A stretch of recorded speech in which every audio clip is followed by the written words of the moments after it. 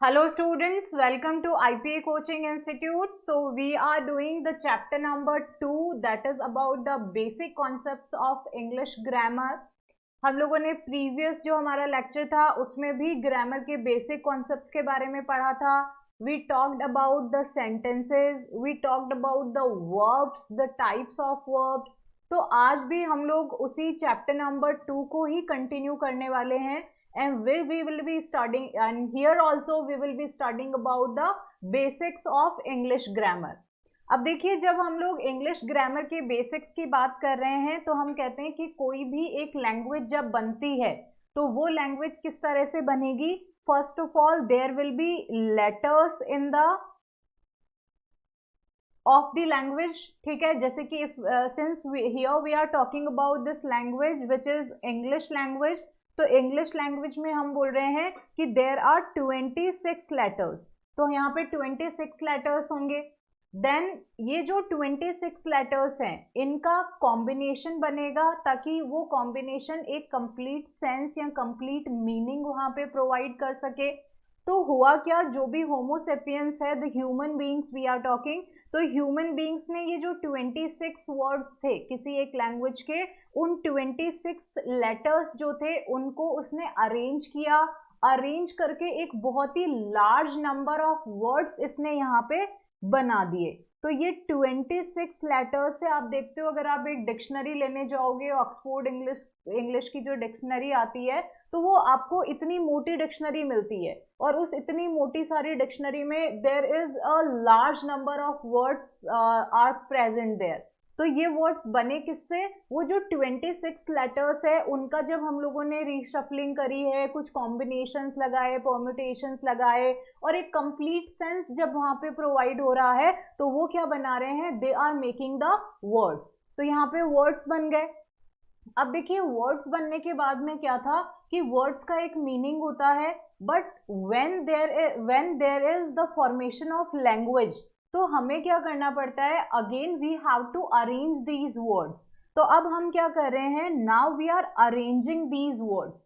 जब इन वर्ड्स को हम एक प्रॉपर तरीके से अरेंज करते हैं और अरेंज करने के बाद में एक कंप्लीट मीनिंग वाला हम लोगों को वहां पे ग्रुप ऑफ वर्ड्स मिलता है, तो we call that a sentence. ठीक है, तो अभी हम लोग क्या कर रहे हैं, first of all we had the 26 letters of the English language. उन 26 लेटर्स को हम लोगों ने कंबाइन किया और प्रॉपर तरीके से कंबाइन करके एक मीनिंग वाला वर्ड बनाया. देन इन वर्ड्स को हम लोगों ने कंबाइन किया, कंबाइन करके एक proper complete sense, proper meaning वाला यहाँ पे सेंटेंसेस का फॉर्मेशन हुआ. जब ये सेंटेंसेस जब यहाँ पे बनते हैं then they form a language. तो अब यहाँ पे हमारे पास में क्या मिल गया, हमें एक लैंग्वेज मिल गया. But you have to always take care in your mind कि कोई भी जब कोई एक लैंग्वेज होती है तो जो उसके बेसिक्स होते हैं, वो बेसिक्स कौन कौन से होते हैं, उन बेसिक्स में आपके पास में होंगे सेंटेंसेस.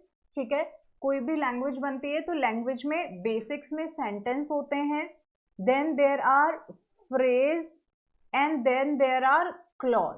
अब देखो, इनके नाम आप लोगों ने सुन रखे होंगे, फ्रेज का नाम भी सुना है, सेंटेंसेस का नाम भी सुना है, क्लॉजेस का नाम भी सुना है, बट व्हाट्स द डिफरेंस और यू कैन से what is the meaning of these words. with the help of example we will understand this. For example, if I say blue dress, okay, if I say blue dress, if I say a beautiful house, a beautiful house, all right, I am saying these group of words. जो पहला वाला है उसमें भी 2 words हैं, तो you can से या फिर आप कह सकते हो a beautiful blue dress, you can say. तो एक ग्रुप ऑफ वर्ड्स हो गया. A beautiful home, again you are having a group of words. तो इस तरह से आपने यहाँ पे कुछ लिख दिया, वहीं पे आप लेकिन जब आप ये वाले सेंटेंसेस लिख रहे हैं, ठीक है, when you are writing these group of words, तो एग्जैक्टली क्या हो रहा है कि देयर इज सम कंफ्यूजन. आपको मतलब एग्जैक्टली समझ नहीं आ रहा है कि why I have written this blue dress, why, what does this a beautiful house signifies. तो मतलब एग्जैक्टली आपको कंप्लीट सेंस यहाँ नहीं मिल रहा है, you are not getting the complete meaning of these group of words, ठीक है। But if I say I will be wearing a blue dress at the wedding, अब आपने क्या देखा, अब आपने जैसे ही आपने ये सेंटेंस सुना तो आपको कंप्लीट इसका सेंस मिल गया, आपको एक कंप्लीट मीनिंग यहाँ पे प्रोवाइड हो गया कि ये ब्लू ड्रेस जो था उसका क्या मतलब है। इफ आई से ब्लू ड्रेस तो आप समझ नहीं पाए, लेकिन मैंने बोला कि मैं वेडिंग होगा तब मैं ब्लू ड्रेस पहनूंगी, तो इस तरह से आपने इस कंप्लीट सेंस आपको मिल गया, आपको अच्छे से समझ आ गया। वहीं पे मैंने लिखा है अ ब्यूटीफुल हाउस, तो अब ब्यूटीफुल हाउस से again you are not able to understand the complete meaning, but if I say the architect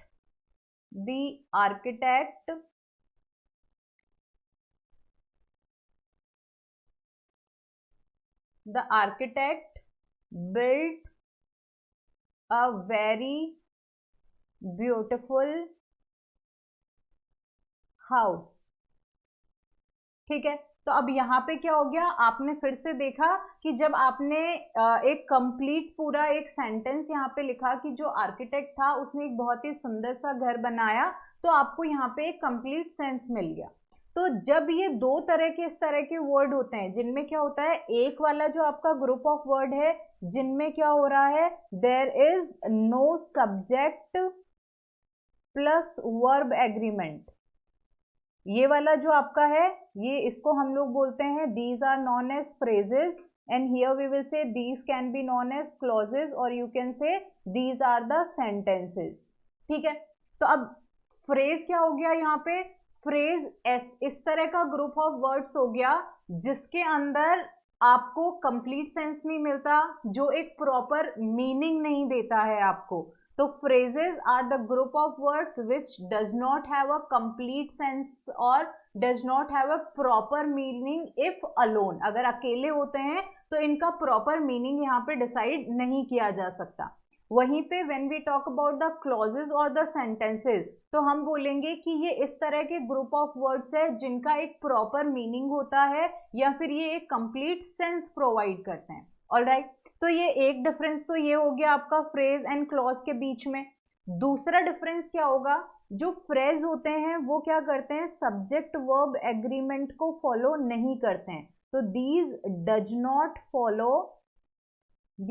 not follow subject verb agreement. अब सब्जेक्ट वर्ब एग्रीमेंट क्या होता है, देखो जब हमने प्रीवियस क्लास में सेंटेंसेस पढ़े थे तो सेंटेंसेस में मैंने आपको क्या बताया था कि सेंटेंस क्या होता है, एक ग्रुप ऑफ वर्ड होता है जो कंप्लीट सेंस देता है, प्रॉपर मीनिंग होती है उसकी, प्लस जब भी कोई सेंटेंस बनता है तो सेंटेंस में क्या होता है, एक तो सब्जेक्ट होता है प्लस उसका वहां पे प्रेडिकेट होता है, ठीक है।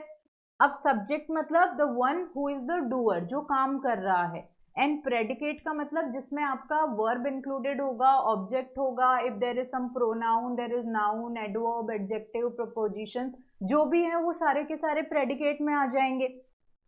तो सेंटेंस कंप्लीट मीनिंग दे रहा है, सब्जेक्ट होता है, प्रेडिकेट होता है, और जो सबसे छोटा ही छोटा सेंटेंस होता है वो किसका मिलकर बना हुआ होता है, उसमें एक सब्जेक्ट होता है प्लस एक वर्ब होगी, ठीक है। अगर आप सबसे छोटा, for example if I say I run, तो I is the subject, run is the verb, तो ये सबसे छोटा सेंटेंस है but it has a proper meaning क्योंकि इसमें एक सब्जेक्ट है प्लस एक वर्ब है।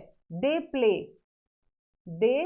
Play, again it has a subject and verb, तो this is also a complete sentence. यहाँ पे आपको क्या मिल रहा है, सब्जेक्ट वर्ब अग्रीमेंट को ये फॉलो कर रहा है। यू स्टडी, ठीक है, तो अगेन आपके पास क्या हो गया, again you are having verb plus subject, तो इस तरह से सेंटेंस बन गए। अब हम क्या कह रहे हैं, जो फ्रेज होता है, फ्रेज में क्या होता है, फ्रेज के अंदर ये सब्जेक्ट वर्ब एग्रीमेंट नहीं होता।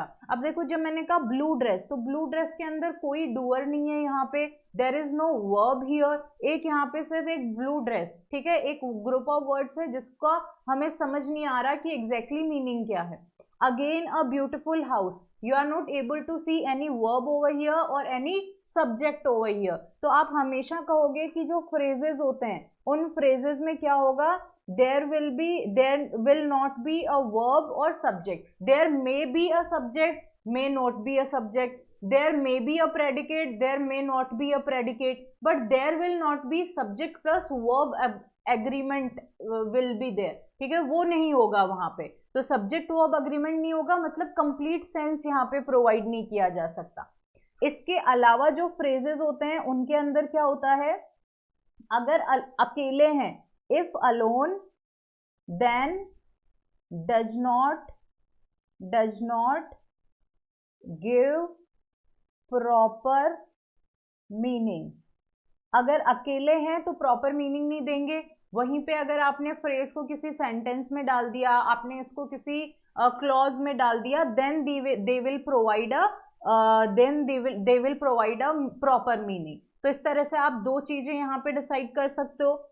इसके अलावा हम लोग क्या कह सकते हैं, यहाँ पे फ्रेजेस के लिए सब्जेक्ट वर्ब एग्रीमेंट फॉलो नहीं कर रहे हैं, does not give a proper meaning, और आप कह सकते हो आप नॉर्मल ग्रुप ऑफ वर्ड्स होता है, it is a group of words.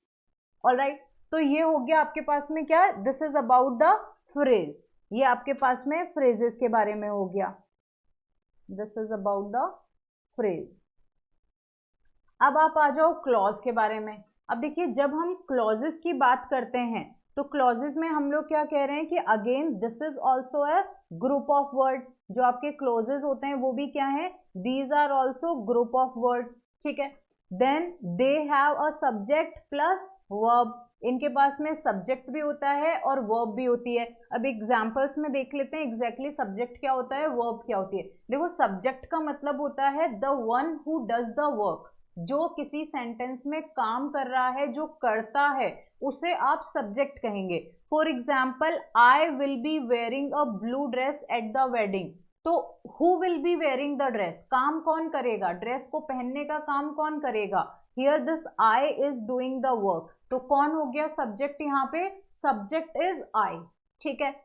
Then आपके पास आता है वर्ब। अब देखो, लास्ट हमारा जो लेक्चर था उसमें हमने वर्ब्स को बहुत ही अच्छे से डिटेल में स्टडी किया है, पूरा डिटेल में डिस्कशन हुआ है वर्ब्स में। आपके infinite verbs, finite verbs, transitive verbs, intransitive verbs, auxiliary verbs, modal verbs, सब पढ़े हमने, हेल्पिंग वर्ब्स।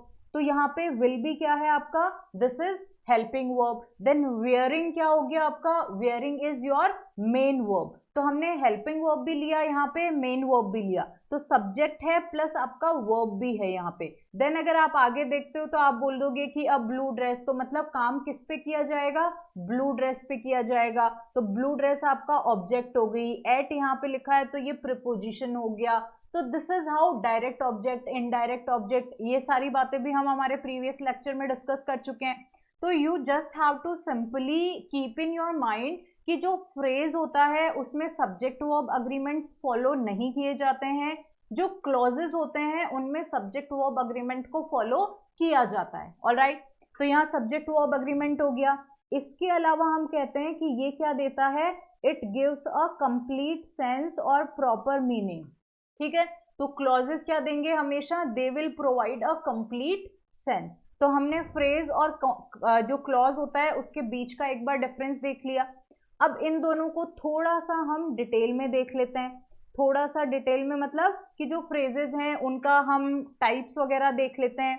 तो जैसे आप यहाँ पे फ्रेज की बात कर रहे हैं, फ्रेजेस के कुछ और एग्जाम्पल्स भी हम ले सकते हैं, जैसे at the window, at the window, in the north, in the north. तो these are what, these are phrases, क्योंकि ग्रुप ऑफ वर्ड है। आप यहाँ पे कहीं पे कोई सब्जेक्ट देख पा रहे हैं, no. Are you able to see a verb over here, no. तो मतलब सब्जेक्ट वर्ब नहीं है, तो this is what, this is a phrase. Complete sense नहीं है तो भी ये क्या हो गया, ये फ्रेज हो गया। अब अगर आप इसको क्लॉज बनाना है तो आप क्या कर सकते हो, आप इसको एक कंप्लीट सेंस दे सकते हो। How you can give it a complete sense, जैसे एट द विंडो आपने बोला तो आप बोल सकते हो she is standing at the door, eight the door यहाँ पे लिखोगे, विंडो नहीं लिख रहे हैं हम यहाँ पे, ओके। देखो प्रीपोजिशंस का आपको ध्यान रखना होता है कि किस प्रीपोजिशन के साथ में किसको कहाँ किस तरह से यूज करना है। तो इस तरह से आपके पास में हो गया इन the north, in the north में आप बोल सकते हो his house is in the north side of the city. ऊपर वाले फ्रेजेस हैं, नीचे वाले क्लॉज हैं। Now let's talk about the types of phrases. अब टाइप्स ऑफ फ्रेजेस जब हम करेंगे तो जो पार्ट्स ऑफ स्पीच होते हैं आपके, देखो बचपन से हम लोग ग्रामर पढ़ते आ रहे हैं इंग्लिश की, तो आई होप आप लोगों को पार्ट्स ऑफ स्पीच पता होगा कि क्या होते हैं। पार्ट्स ऑफ स्पीच कौन से, जैसे नाउन हो गया आपका, adverb, adjective, preposition, verb, these are what, these are parts of speech. तो आप यहाँ पे टाइप्स ऑफ फ्रेजेस कौन कौन से हो जाएंगे, नाउन फ्रेज। अब नाउन फ्रेज का मतलब हुआ कि जो फ्रेज है और वो सेंटेंस में किस तरह से काम कर रहा है, which is working as a noun in the sentence, then we will call it noun phrase. फिर उसके बाद में वी हैव वर्ब फ्रेज। अब वर्ब फ्रेज, वर्ब कौन सी होती है, मेन वर्ब होती है, हेल्पिंग वर्ब होती है। तो मतलब कि आपके पास में कोई सेंटेंस है, मेन वर्ब भी है, हेल्पिंग वर्ब भी है, और वो दोनों को मिला के जो फ्रेज बन रहा है वो सेंटेंस में कैसे काम कर रहा है, वो वर्ब फ्रेज की तरह काम कर रहा है। Then you have this adverb phrase, we have the adjective phrase. इनके सबके अभी मैं एग्जांपल्स आपको बताऊंगी तो आपको ये क्लियर हो जाएगा कि एग्जैक्टली ये चारों किस तरह से काम करते हैं। Then we have the preposition phrase, preposition phrase, तो ये आपके पास में है यहाँ पे। अब सबसे पहले हम ले लेते हैं नाउन फ्रेज के कुछ एग्जांपल्स, ताकि अपने को समझ में आ जाए कि क्या होता है। अब सब आप, I hope you people know about the noun, कि नाउन क्या होता है, ठीक है। नाउन जो आपका प्लेस, पर्सन, थिंग, इन सबका जो नाम बताता है, दैट इज नाउन, ठीक है। तो अब नाउन फ्रेज में हम लोग क्या कर रहे हैं, कुछ एग्जांपल्स यहाँ पे ले रहे हैं नाउन फ्रेज के एग्जांपल। फॉर एग्जांपल इट्स से a woman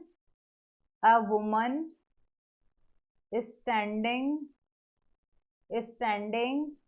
at the door। अब देखो एट द डोर, अभी अभी हमने एग्जाम्पल लिया है, तो ये एट द डोर यहाँ पे कैसे काम कर रहा है, एट द डोर यहाँ पे काम कर रहा है एक फ्रेज की तरह, ठीक है। At the door is working as a phrase over here. तो a woman standing at the door shouted for help, ठीक है। तो एक कंप्लीट आपके पास में यहाँ पे सेंटेंस है, बट ये कंप्लीट सेंटेंस क्या कर रहा है, ये कंप्लीट सेंटेंस में एक आपके पास बीच में फ्रेज है, जिसको आपने क्या बोला है, you call it a noun phrase. Noun phrase क्यों बोल रहे हैं, क्योंकि ये एक नाउन की तरह काम कर रहा है इस सेंटेंस के अंदर। दूसरा एग्जाम्पल आप अगर यहाँ पे लो तो आप कह सकते हो she bought a decent black shirt, decent black shirt। अब देखो अ decent black shirt, अगर मैं सिर्फ इसको लूं, किसको, अ decent black shirt को अगर मैं लेती हूं, तो decent black shirt आपका यहाँ पे कैसे काम कर रहा है, it is working as a noun phrase over here, और फिर हमने यहाँ पे ये कंप्लीट सेंटेंस बना दिया, she bought a decent black shirt। तो ये हो गया आपका नाउन फ्रेज। अब नाउन फ्रेज के बाद में आपके पास में है वर्ब फ्रेज। वर्ब फ्रेज में आपको हमेशा ध्यान रखना है कि ये क्या होता है, ये group of helping verb and group of, this is a group of helping verb and main verb, group of helping verb and main verb without a sentence। देखिए फ्रेज की बात कर रहे हैं, इसका मतलब सेंटेंस तो है नहीं, कंप्लीट सेंस तो है नहीं, लेकिन क्योंकि हम यहाँ पे किसकी बात कर रहे हैं, यहाँ पे हम लोग इसकी फ्रेजेस की बात कर रहे हैं, तो ग्रुप ऑफ वर्ड्स तो होगा, प्लस हम लोग वर्ब फ्रेज की भी बात कर रहे हैं, तो इसका मतलब यहाँ पे क्या होगा, यहाँ पे हेल्पिंग वर्ब भी हो सकती है, यहाँ पे मेन वर्ब भी होगा। तो एक कोई सेंटेंस है, उसके अंदर कोई ग्रुप ऑफ हेल्पिंग वर्ब या मेन वर्ब है, तो आप कह सकते हो वो क्या है, वो वर्ब फ्रेज है, जब आप उस सेंटेंस से उस पर्टिकुलर फ्रेज को हटा देते हो। ठीक है, कैसे? एग्जाम्पल्स हम लोग यहाँ पे ले लेते हैं। देखो आपने एग्जाम्पल्स आप यहाँ ले सकते हो। One, she has finished her work, she has finished, she has finished her work. दूसरा एग्जाम्पल मैं यहाँ पे ले रही हूँ, you should study for exam, you should study for exam. अब देखिए यहाँ पे जो पहला वाला सेंटेंस मैंने लिया है, उसमें आपको सबसे पहले पता होना चाहिए कि हेल्पिंग वर्ब कौन सी है, तो हैज कौन सी है यहाँ पे, it is a helping verb, जो आपके पास perfect tense, this present perfect tense में हम यूज करते हैं, दैट इज हैज। आपका हैज क्या हो गया, helping verb. Then finished, finished क्या है, फिनिश का थर्ड फॉर्म ऑफ वर्ब है, और ये यहाँ पे कैसे काम कर रहा है, it is working as a main verb over here. तो जब आप हैज फिनिश्ड को बोलोगे तो ये कैसे काम करेगा, हैज फिनिश्ड आपका यहाँ पे group of helping verb plus main verb है, लेकिन अगर हम इसको सेंटेंस में नहीं लेते हैं then it will work as a verb phrase. ठीक है, हम आपको has finished, there is no meaning, लेकिन हेल्पिंग वर्ब भी है, मेन वर्ब भी है, तो ये क्या बना देगा, it will form a verb phrase. Then you have should, should क्या है आपका, मॉडल वर्ब है यहाँ पे, शुड, कुड, मस्ट, ये सारे मॉडल वर्ब्स हैं। And study, study is verb here, main verb जो हम लोग यहाँ पे बोल रहे हैं, वर्ब मतलब क्रिया, कि एग्जैक्टली क्या काम किया जा रहा है। तो यहाँ पे क्या काम किया जा रहा है, यहाँ पे पढ़ने का काम किया जा रहा है। कौन कर रहा है काम, आप कर रहे हो, तो आप क्या हो गए, you are the subject over here because you are the doer. Now what work is done, पढ़ाई करने का काम किया जा रहा है, तो पढ़ाई करने के काम को आप यहाँ पे बोल दोगे वर्ब। तो this is how you are having the subject who is the doer, then study आपका वर्ब हो गया। देन किसके ऊपर काम किया जा रहा है, ठीक है, काम किया जा रहा है एग्जाम्स के ऊपर, तो एग्जाम्स क्या हो जाएंगे आपके, ऑब्जेक्ट हो जाएंगे। तो सब्जेक्ट इज द डूअर, जो वर्क है, जो क्रिया है, वो आपका वर्ब हो गया, और जिसके ऊपर वो क्रिया की जाती है वो क्या हो जाता है, दैट इज द ऑब्जेक्ट। तो इस तरह से शुड स्टडी, शुड स्टडी में क्या है, हेल्पिंग वर्ब है प्लस मेन वर्ब भी है।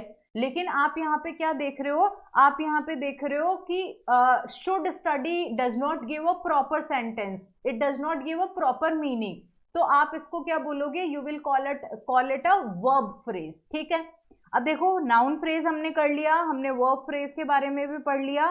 Now let's talk about the adjective phrase. ठीक है, adjective phrase,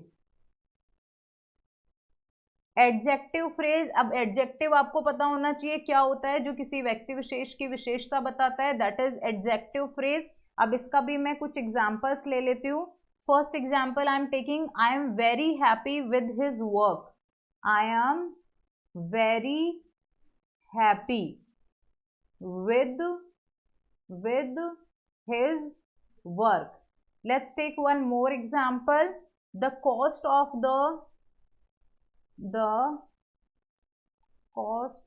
the car is way too high.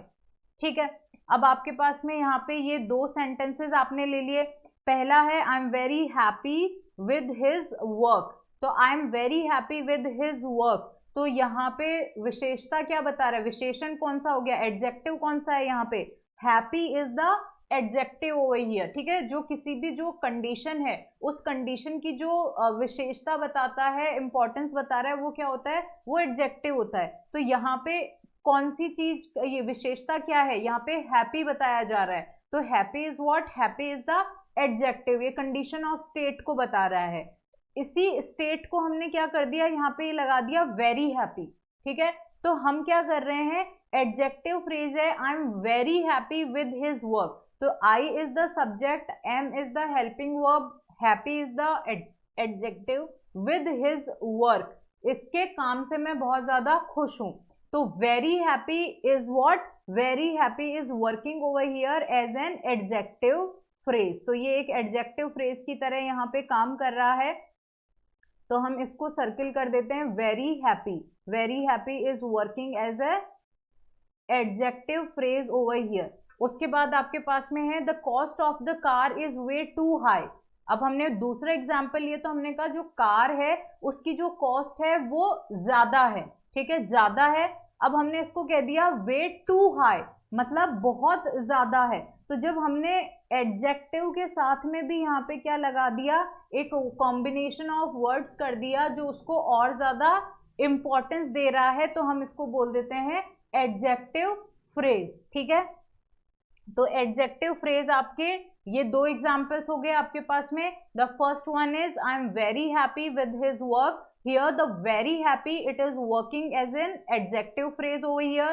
Then the second example, the cost of the car is way too high.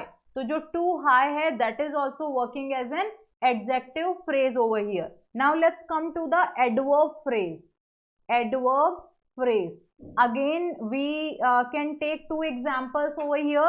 देखो adverb क्या होता है, adverb it modifies the verb, ठीक है। Adverb क्या करेगा, it always modifies the verb, तो it modifies the verb. तो अब जो वर्ब को मॉडिफाई करेगा वो एडवर्ब हो जाएगा, और जो आपका फ्रेज बनेगा फिर वो एडवर्ब फ्रेज हो जाएगा। Let's take some examples. For example हमारे पास में यहाँ पे है, we can take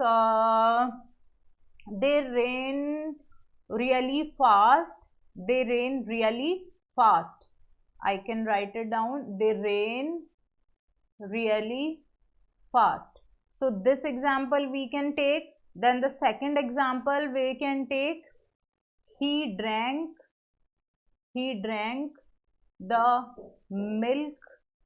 milkshake, he drank the milkshake very quickly। ये दो सेंटेंसेस है आपके पास में। अब आपको यहाँ पे ध्यान देना है कि वर्ब कौन सी है। तो अब देखो इसमें जो पहला वाला आपका एग्जाम्पल है, दे रेन रियली फास्ट, इसमें आपको बताना होगा कि यहाँ पे वर्ब कौन सी है। तो वर्ब आपके पास में क्या हो जाएगी, यहाँ पे रेन, द रन या रेन जो भी है दैट इज द वर्ब। वहीं पे जो आपके पास में ये है, what is they, they is what, this is the subject, this is subject. Then we have the verb, subject हो गया, वर्ब हो गया। अब जो वर्ब है दे रेन, ये इतना नॉर्मल सब्जेक्ट आपका सेंटेंस हो गया, सब्जेक्ट प्लस वर्ब। लेकिन हमने कहा दे रेन रियली फास्ट, तो अब रियली फास्ट क्या कर रहा है, it is modifying the verb. ये मॉडिफाई को कर रहा है वर्ब को, वर्ब के बारे में बता रहा है कि वो बहुत तेज दौड़े। तो दौड़ने को जो मॉडिफाई करेगा दैट इज व्हाट, जो वर्ब को मॉडिफाई करेगा वो एडवर्ब हो जाएगा। अगर आप लेते हो रेन रियली फास्ट, तो ये आपका क्या बन जाएगा, this will be your adverb phrase. Then he drank the milk shake very quickly. अब यहाँ पे he drank the milk shake, उसने मिल्क शेक पिया वेरी क्विकली, बहुत जल्दी पिया। तो very quickly again what it is doing, it is modifying the verb, मतलब बहुत जल्दी पिया। तो यहाँ पे ड्रैंक क्या है, इट इज द वर्ब, और वेरी क्विकली का मतलब क्या हो गया, it is modifying the verb. तो it is what, it is adverb. तो ये एडवर्ब क्या कर रहा है, यहाँ पे इस वर्ब को मॉडिफाई कर रहा है। तो अगेन आप कह सकते हो ही drank the milk shake very quickly. So this very quickly is again what, it is an adverb phrase, ठीक है। अब आपने देखा हमने क्या क्या कर लिया, यहाँ पे हमने नाउन फ्रेज कर लिया, वर्ब फ्रेज कर लिया, एडजेक्टिव, एडवर्ब ये कर लिए। Now we have the prepositional phrase. Now we have the prepositional phrase. अब देखिए प्रीपोजिशनल फ्रेज पढ़ने से पहले you should know the meaning of prepositions की ये एग्जैक्टली क्या होते हैं। तो प्रीपोजिशंस हमारे पास क्या होते हैं, जैसे आप एट बोलते हो, इन बोलते हो, on, then we have this between, for, of. तो ऐसे करके ना बहुत सारे आपके पास में प्रीपोजिशंस होते हैं। आई होप आप लोगों ने ये पढ़ रखे होंगे कि एग्जैक्टली प्रीपोजिशंस क्या होते हैं। तो प्रीपोजिशंस क्या है आपके, ये इस तरह के जो बहुत सारे वर्ड्स हैं आपके, इन बिटवीन हो गया, ईदर हो गया, और हो गया, नीदर, नॉर, ये सारे के सारे क्या हैं, दीज आर प्रीपोजिशंस, ये सारे प्रीपोजिशंस है। जब फ्रेजेस में हम इनका यूज कर रहे हैं तो वी आर डूइंग व्हाट, हम लोग इनको प्रीपोजिशनल फ्रेज बना रहे हैं। इसी के साथ जो प्रीपोजिशंस होते हैं वो क्या करते हैं, ये हमें टाइम के बारे में बताते हैं, ठीक है, तो आप यहाँ पे लिख सकते हो these inform us about time, ये हमें टाइम के बारे में बताएंगे। They tell us about the location also, they tell us about the position also. तो अगर हम लोगों को कोई चीज ऐसी है जो टाइम, लोकेशन, पोजीशन, कंडीशन, इन सब के बारे में बता रही है, तो हम उसको क्या बोल देते हैं, we call it a preposition. ठीक है, तो ये भी प्रीपोजिशनल फ्रेज भी आपका क्या हो जाएगा, ये आपके पास में यहाँ पे हो गया जो भी मतलब आपके पास में फ्रेज होगा और उस फ्रेज में अगर प्रीपोजिशन आ रहा है, मतलब प्रीपोजिशन है उसके बाद में कोई आपका ग्रुप ऑफ वर्ड्स है, तो हम उस प्रीपोजिशनल फ्रेज बोल देते हैं। इसका एग्जाम्पल अगर हम लोग लेते हैं तो what example we can take, आप लिख सकते हो यहाँ पे, you can take the example, he is sleeping, on the couch. ठीक है, आपने ये एग्जाम्पल लिया, अब यहाँ पे देखो ऑन द काउच, ठीक है, on the couch, in the note, eight the door, तो ये सब क्या हो गए, ऑन आपका प्रीपोजिशन हो गया, एट द डोर, एट आपका क्या हो गया, प्रीपोजिशन हो गया, इन क्या हो गया, in is also the preposition. तो ये सारे आपके क्या हो जाएंगे, these all are prepositional phrases. आप इनसे रिलेटेड आराम से सेंटेंसेस भी की फॉर्मेशन भी कर सकते हो। तो ये आपको टाइम के बारे में बता देते हैं, ये लोकेशन, पोजीशन, कंडीशन, इस तरह से आपको ये बताएंगे। तो अभी हम लोगों ने क्या पढ़ा, अभी देखो आप लोगों ने यहाँ पे पढ़ा है किस किस चीज के बारे में, आपने यहाँ पे पढ़ा फ्रेजेस के बारे में। ठीक है, तो फ्रेजेस क्या होते हैं, फ्रेजेस ग्रुप ऑफ वर्ड्स होता है जो एक कंप्लीट सेंस नहीं देता है। ठीक है, इसमें कोई सब्जेक्ट वर्ब एग्रीमेंट को फॉलो नहीं किया जाता है। देन अगर हम इसको किसी दूसरे वर्ड्स के साथ में मर्ज कर दिया जाए तो फिर ये एक सेंटेंस में सेंस प्रोवाइड करते हैं। ठीक है, ये फ्रेजेस हुए। फिर फ्रेजेस के हमने टाइप्स देखे, noun phrase, adjective phrase, adverb phrase, verb phrase and prepositional phrase. पांचों के हमने कुछ एग्जांपल्स भी यहाँ पे डिस्कस कर लिए। अब अपने पास में आता है क्लॉज, कि क्लॉज एग्जैक्टली क्या होता है। तो अब हम डिस्कस करेंगे क्लॉज के बारे में। अब देखिए, इतना हम लोगों ने अभी तक स्टडी कर लिया कि जो क्लॉज है वो क्या कर रहा है, क्लॉज के अंदर आपका एक प्रॉपर मीनिंग आपको यहाँ पे मिलेगा, it will provide a proper meaning, it has the subject plus verb, it follows the subject verb agreement. इसके अलावा आप क्या कर सकते हो, प्रॉपर मीनिंग है, सब्जेक्ट वर्ब अग्रीमेंट है आपके पास में यहाँ पे, और ये एक कंप्लीट सेंस देता है। अकेला है तो भी ये क्या करेगा, तो भी ये एक कंप्लीट सेंस देगा। तो इस तरह से आप क्लॉज के बारे में बता सकते हो।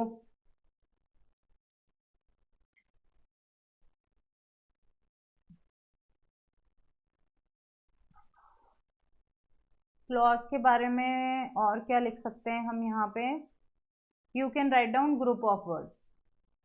ठीक है, तो हम यहाँ पे बोलेंगे clause is what, it is a group of word, it has a complete meaning and it follows the subject verb agreement. तो ये क्या हो गया, दिस इज क्लॉज। ओके, अब देखिए क्लॉज आपके पास में हो गया। अब क्लॉज में होगा क्या, क्लॉज भी दो तरह के होते हैं। वन वी हैव, क्लॉज में आपके पास में one we are having here the dependent clause, and the second one we are having the independent clause। अब आप सोच रहे होंगे कि अब ये क्या चीज है, मतलब what are these dependent and independent clause. अब देखो क्लॉजेज में अगर आप पार्ट ऑफ स्पीच की तरह से पढ़ोगे तो वहां पे noun clause, adverb clause, this adjective clause, ये सारे क्लॉजेज भी रहेंगे, बट अपने सिलेबस में वो सब नहीं है, that's why I am not discussing that. अपने सिर्फ आपको डिपेंडेंट एंड इंडिपेंडेंट क्लॉज के बारे में ही पढ़ना है, तो हम यहाँ पे सिर्फ वही पढ़ेंगे। अब देखिए डिपेंडेंट क्लॉज, अब डिपेंडेंट क्लॉज का मतलब है कि ये क्या होगा, this will be a group of word, क्योंकि क्लॉज है तो ग्रुप ऑफ वर्ड्स तो होगा ही होगा ये। उसके बाद में ये कोई मीनिंग भी देगा। ठीक है, मीनिंग यहाँ पे देगा, बट मीनिंग कैसा होगा, मीनिंग में there will always be a question mark. मतलब आप जब डिपेंडेंट क्लॉज को बोलोगे तो क्या होगा, वहां पे डिपेंडेंट क्लॉज को बोलोगे तो होगा क्या, आपको आगे से कुछ सवाल पूछा जाएगा। ठीक है, तो वो अभी हम एग्जांपल्स करेंगे तो that will B clear with you. तो ये हो गया। तीसरा हम कहते हैं इसमें सब्जेक्ट भी होता है प्लस वर्ब भी होता है। ऑलराइट, इतनी बात हो गई। अब now let's take an example. जैसे कि मैंने कहा व्हेन ही केम होम, ठीक है। अब व्हेन ही केम होम, अब आप यहां देखो, जब वो घर आया, कौन आया घर, वो आया मतलब ही इज द डूअर, तो this is what, this is the subject. When he came home, what is the verb here, came is the verb here, तो ये वर्ब हो गया। तो मतलब कि यहाँ पे सब्जेक्ट है प्लस वर्ब है। लेकिन क्या ये सेंटेंस जो मैंने यहाँ लिखा है, जो क्या मैंने यहाँ पे एक क्लॉज लिखा है, वो क्लॉज क्या है आपको यहाँ पे एक कंप्लीट सेंस प्रोवाइड कर रहा है? नहीं, there is a question mark. मैंने कहा व्हेन ही केम होम, तो अगला वाला पूछेगा अच्छा हाँ तो क्या, भाई जब तुम घर आए, जब वो घर आए तो क्या, आगे से एक सवाल आया। तो ये क्या हो गया कि अब इस सेंटेंस को प्रॉपर मीनिंग देने के लिए हमें क्या करना पड़ेगा, हमें एक और ग्रुप ऑफ वर्ड्स यहाँ पे लगाना पड़ेगा, ताकि ये वाला जो आपने यहाँ पे ग्रुप ऑफ वर्ड्स लिखा है उसका कोई प्रॉपर मीनिंग निकल सके। क्योंकि अगले वाले ने सवाल पूछ लिया तो अब उसका जवाब आपको देना है। तो ये क्या हो गया, ये उस जवाब के ऊपर डिपेंडेंट है। तो ये कैसा है, this is dependent clause, subject भी है, वर्ब भी है, सारी चीजें फॉलो हो रही है। लेकिन दिक्कत कहाँ आ रही है, दिक्कत यहाँ आ रही है कि इसको एक सपोर्ट चाहिए किसी दूसरे सेंटेंस का। अगर किसी दूसरे ग्रुप ऑफ वर्ड का जब तक इसको सपोर्ट नहीं मिलेगा तब तक ये क्या करेगा, तब तक ये अपने आप में एक मीनिंग प्रोवाइड नहीं करेगा, ठीक है। अब मैं यहाँ पे दूसरा यहाँ पे एक एग्जाम्पल लिखती हूँ। दूसरा example I am writing here, I was partying last night when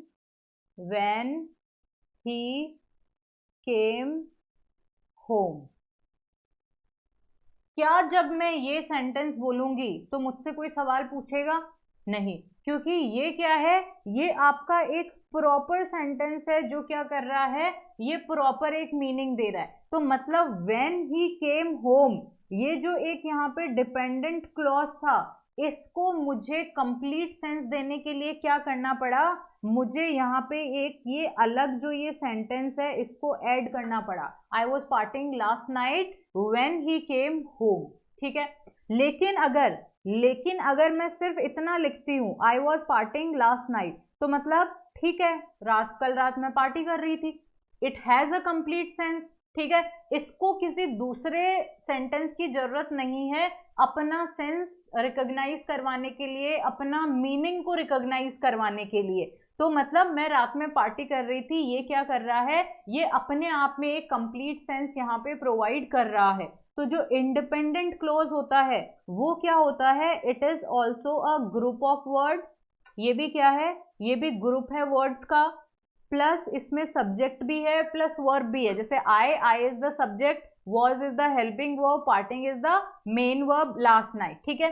तो ये है, प्लस ये क्या देता है, it also gives the complete sense. ये कंप्लीट सेंस देता है विदाउट एनी सपोर्ट और without any help from another group of words, ठीक है। तो हमारे पास में क्या हो गया, एक ये सेंटेंस है जिसमें हमने ये डिपेंडेंट क्लॉज ढूंढा, और ये वाला क्या है, this is the independent clause. तो ये यहाँ पे एक इंडिपेंडेंट क्लॉज है। तो I was partying last night when he came home, तो इंडिपेंडेंट क्लॉज हो गया, डिपेंडेंट क्लॉज हो गया, ठीक है।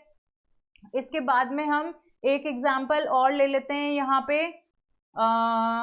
और एग्जाम्पल आप क्या ले सकते हो, आप यहाँ पे before you go to bed, before you go to bed you have to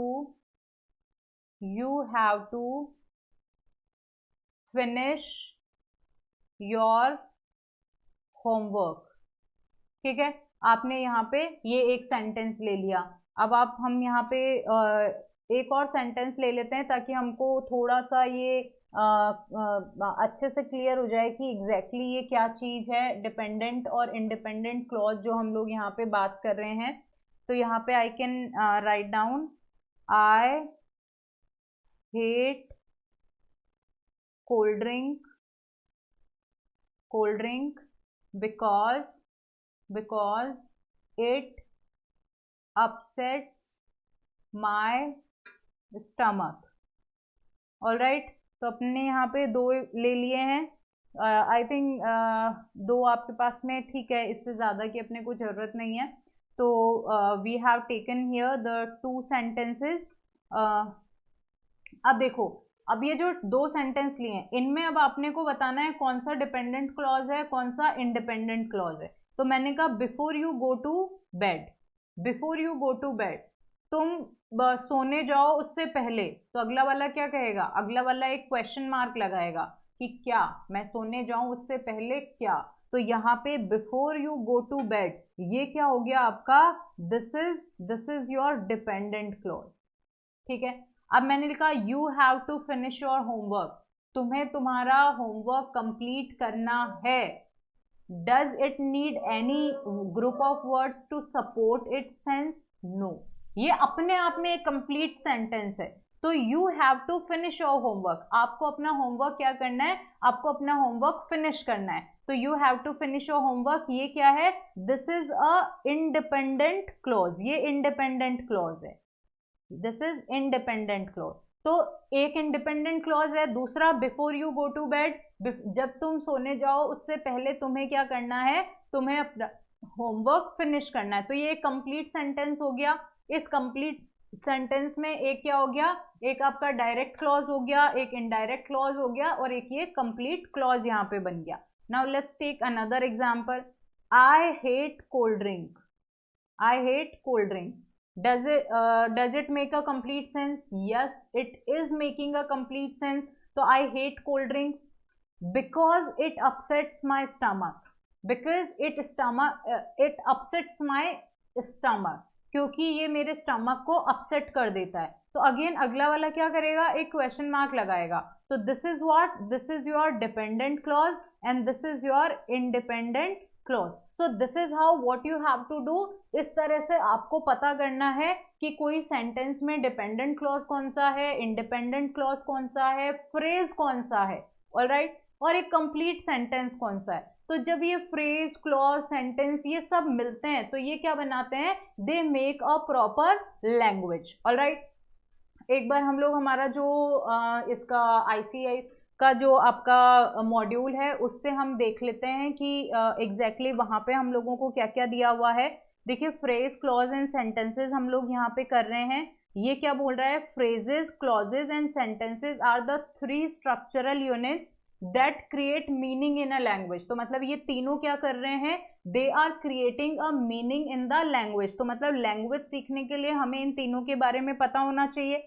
then you have the phrase, phrase क्या करता है, ये ग्रुप ऑफ वर्ड्स है जिसका कुछ सेंस है, ठीक है, that has some sense but does not have a complete sense, complete sense नहीं है। जैसे in the north, a yellow dress, at 5 o'clock। तो ये क्या हो गया आपके, ये फ्रेजेस हो गए but they are not providing any complete sense, ठीक है। क्लॉज, क्लॉज क्या करेगा, again it is also a group of word, लेकिन इसमें सब्जेक्ट होता है, प्रेडिकेट होता है, it provides a complete meaning. जबकि फ्रेज में there is no subject verb agreement and it does not have a complete sense when alone. अगर किसी सेंटेंस में यूज किया है तो then it will obviously it will have some sense, otherwise it does not have a sense. अब clauses में main और independent clause, मतलब मेन मतलब जो इंडिपेंडेंट क्लॉज है उसको मेन क्लॉज भी बोल सकते हो, डिपेंडेंट क्लॉज को आप सबऑर्डिनेट क्लॉज भी बोल सकते हो। इंडिपेंडेंट मतलब जिसका अपने आप में एक कंप्लीट सेंटेंस होता है, अपने आप में एक कंप्लीट सेंस होता है, that is what, that is the main clause. जैसे कि ही has a chain of gold, all right, it has a complete sense, it has a subject, it has a predicate and it is providing a proper meaning, so it is a complete sentence. Then Reena lives in London, again it is also a complete sentence. लेकिन dependent clause क्या होगा, dependent clause वो होगा जो किसी दूसरे पे dependent है। जैसे कि विच is made of gold, which is made of gold, क्या बना हुआ है गोल्ड का, क्या हुआ, एक क्वेश्चन मार्क अराइज हुआ। तो जैसे ही क्वेश्चन मार्क अराइज होगा वैसे ही आप क्या बोलोगे, वैसे ही आप बोलोगे कि this is what, this is not a complete sense making sentence. इसको किसी की जरूरत है, अपना सेंस यहाँ पे सपोर्ट चाहिए सेंस प्रोवाइड करने के लिए। हमने कहा he has a chain which is made of gold, तो अब क्या हो गया, which is made up of gold. तो अब ये क्या कर रहा है, it is providing a complete sense. So this is how the dependent and independent clauses work. तो he has a chain, this is what, this is independent clause. Which is made of gold is what, this is dependent clause. अब दूसरा वाला देखो, this is the place where the accident happened. तो where the accident happened क्या हो गया, आपका dependent clause हो गया। तो आई थिंक आपको ये इंडिपेंडेंट और डिपेंडेंट क्लॉज जो है वो क्लियर होगा। सेंटेंस बेटा अपन लोगों ने पिछले वाले में किया था। सेंटेंस होता है, उसमें एक सब्जेक्ट एंड प्रेडिकेट है, प्रेडिकेट के ये बेसिक पार्ट्स हो सकते हैं, ठीक है। ये अपन ऑलरेडी कर चुके हैं। डायरेक्ट ऑब्जेक्ट, इनडायरेक्ट ऑब्जेक्ट, ये भी हम पढ़ चुके हैं। देन वर्ब के बारे में भी हमने काफी डिटेल में पढ़ा है, तो that also we do not have to see over here, ठीक है। जस्ट अ सेकेंड, ये वर्ब के बारे में हम लोगों ने पढ़ा।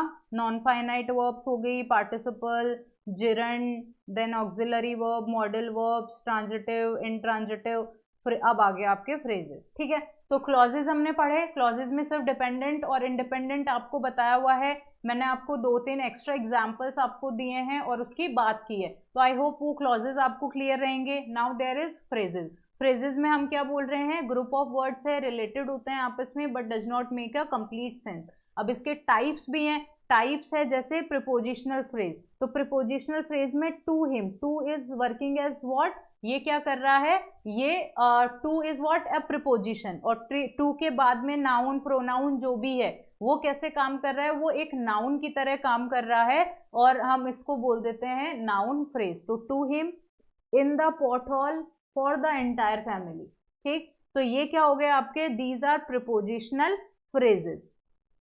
देन नाउन फ्रेज जो कैसे एक्ट करेगा, जो एक फंक्शन करेगा नाउन की तरह, जैसे the strange cracking sound, that is, this is working as a noun over here. Scat the inmates of the house, Sarita eats a lot of food at lunch. अब एट लंच में ये क्या कर रहा है, ये ऑब्जेक्ट की तरह, ऑब्जेक्ट जो है आपका एट लंच, वो नाउन फ्रेज की तरह काम कर रहा है। The beach is a great place for a picnic, ये कॉम्प्लीमेंट की तरह काम कर रहा है। देन वर्ब फ्रेज, वर्ब मतलब the combination of main verb plus helping verb. जैसे Shyam has eaten, has is helping verb, eaten is what, main verb. तो ये क्या बना गया, वर्ब फ्रेज बना गया। Was eating, has already eaten, must have been eating.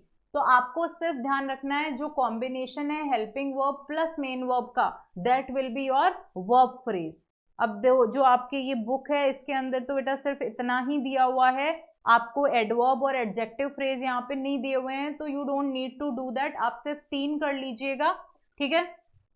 Then complement, देखो complement क्या करता है, a word or word group that completes the meaning of a subject, object or a verb। तो उसे हम क्या कह देते हैं, हम उसे कॉम्प्लीमेंट कह देते हैं। मतलब जो किसी भी सब्जेक्ट, ऑब्जेक्ट या वर्ब का जो मीनिंग है उसको कंप्लीट कर रहा है, तो वो क्या होगा, वो कॉम्प्लीमेंट होगा। जैसे Kamala is pretty, Kamala is what, that is subject, और कमला क्या है, सुंदर है। तो यहाँ पे किस सब्जेक्ट को कॉम्प्लीमेंट क्या है, सब्जेक्ट का कॉम्प्लीमेंट है प्रिटी, तो ये क्या हो गया, एक सब्जेक्ट कॉम्प्लीमेंट हो गया। Then miss Monika Sharma is English teacher, तो मिस मोनिका इज सब्जेक्ट और उनके बारे में कहा कि वो क्या है, वो इंग्लिश टीचर है। तो मतलब ये उनके लिए एक कॉम्प्लीमेंट है कि वो उनके बारे में बता रहे हैं, तो हम उसको सब्जेक्ट कॉम्प्लीमेंट कह देते हैं। अब ऑब्जेक्ट कॉम्प्लीमेंट क्या होगा, जब ऑब्जेक्ट को कॉम्प्लीमेंट किया, जैसे I consider Indian television negative, तो I is what, I is subject, consider Indian television is what, object. Indian television को नेगेटिव में कंसिडर करता हूं, तो यहाँ पे हम किसको कॉम्प्लीमेंट दे रहे हैं, नेगेटिव या पॉजिटिव का, we are giving it to the object. तो जब हम किसी ऑब्जेक्ट को यहाँ पे कॉम्प्लीमेंट दे रहे हैं तो वो हो जाता है object complement. Then the question is, the जजेस इलेक्टेड हर मिस यूनिवर्स 2016, ठीक है। अब आप देखो काम कौन कर रहा है, जजेस काम कर रहे हैं, तो सब्जेक्ट कौन हो गया, सब्जेक्ट हो गए जजेस। इलेक्टेड हर, किस पे काम किया जा रहा है, उस पे, हर पे काम किया जा रहा है, तो her is what, her is object. क्या कॉम्प्लीमेंट मिला उसको, उसको मिस यूनिवर्स 2016 दिया, तो वो मिस यूनिवर्स 2016 यहाँ पे क्या हो गया, दैट इज द कॉम्प्लीमेंट। लेकिन वो कॉम्प्लीमेंट मिला किसे, वो ऑब्जेक्ट को मिला है, क्योंकि जज कौन है, जज तो सब्जेक्ट है। किस पे काम कर रहे हैं, हर पे काम कर रहे हैं, तो हर क्या है, वो ऑब्जेक्ट है, और हर को क्या बनाया है, उसको मिस यूनिवर्स बनाया है, तो that's why this is the object complement. Then you have the verb complement, तो अब जो वर्ब को करेगा, जैसे हमने कहा Sushma gave Shelly my chocolate, ठीक है।